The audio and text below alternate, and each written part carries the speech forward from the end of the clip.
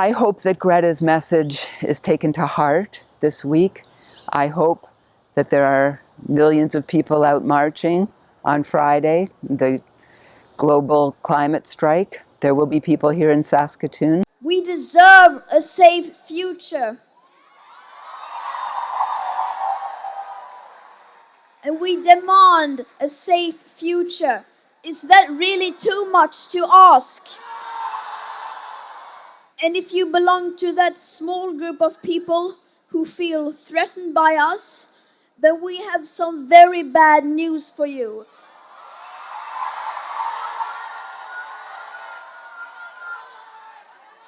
Because this is only the beginning.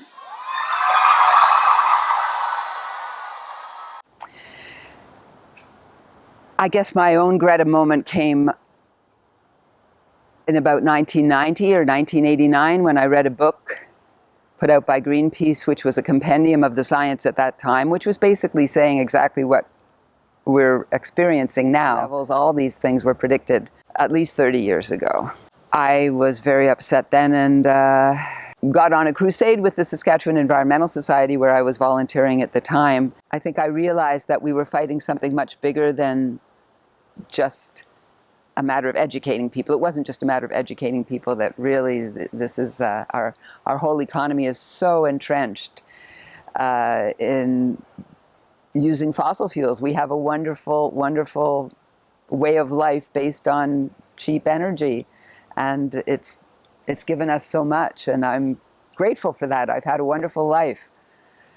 I think my generation has been tremendously blessed.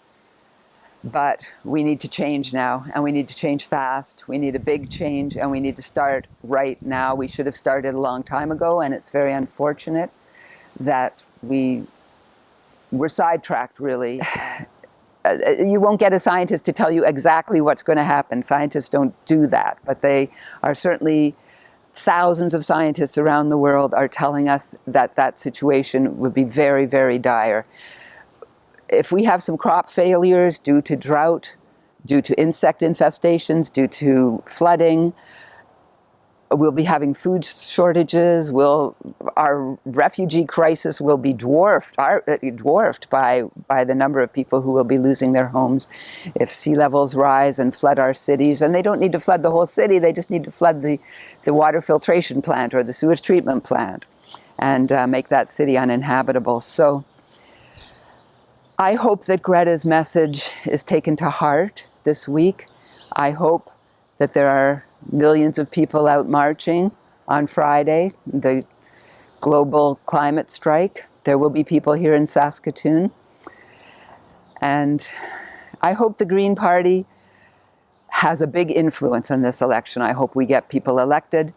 And I know that every vote for a Green sends a message to Ottawa, to whomever gets in, that people care about the climate. Actually, one of the things that gives me hope is the Pope Francis coming out and declaring the importance of taking care of the earth and talking with Greta about the climate and supporting her. I think that all the Catholic students should be participating in this student strike for the future, based on what the Pope has said. I hope that all Catholics everywhere take his words to heart and do what they can. I know Catholics here in Saskatchewan, in Saskatoon, have been holding events and participating in that discussion. And it gives me hope too. This is maybe kind of odd sounding, but when I think about all the people who do yoga now, when I was young, yoga was very weird, Tai Chi was very weird, and now it's part of everyday life. And I know most people are probably just doing it for exercise and fitness, but there's an aspect to yoga that I think helps people get in touch with themselves, get in touch with their own suffering, as does meditation. I'm a long-term meditator. If you breathe deeply and calm your thoughts a little bit, doing yoga or meditation or even jogging, it can allow you to clear away the cobwebs a little bit, clear away the constant mental chatter and the demands of our consumerist lifestyle and what we need to do, and just slow down. Maybe if we just all slowed down, that would help. Part of the problem might be just that we're all moving too fast and we can't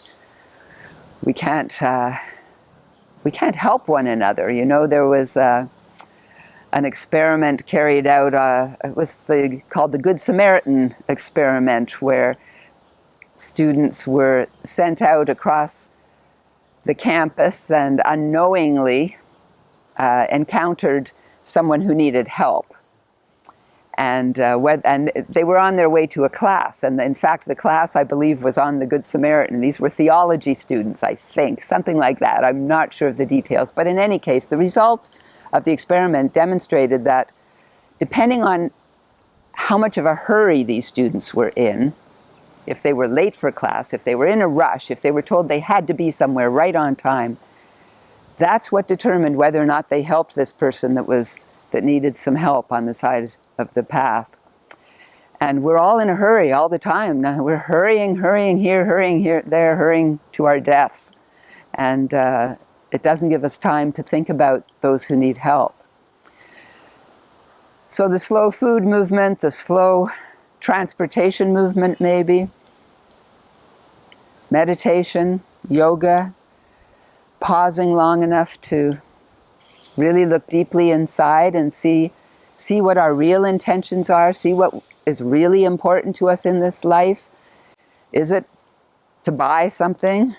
Is it to go on a trip and travel somewhere so we can take photographs?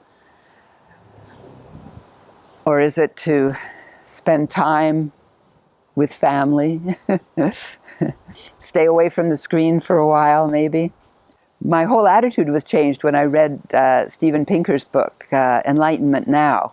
And he's not talking about enlightenment like a Buddha enlightenment. He's talking about the Enlightenment when humanity really started to pay attention to science instead of superstition. And we started, conquering diseases and feeding more people and bringing people out of poverty. And we've made tremendous strides. Our civilization has really done very well in so many ways. Unfortunately, we're in a way maybe victims of our own success. Our population has increased so much, and we are now consuming so much of the world's resources. It's kind of like everything seems to be going great, but we're maybe headed towards a cliff that we're about to fall off of, and we don't realize it. Well, we do realize it. Scientists are telling us we're coming up to the edge of this cliff, and we better change courses, and we better change courses fast and in a big way.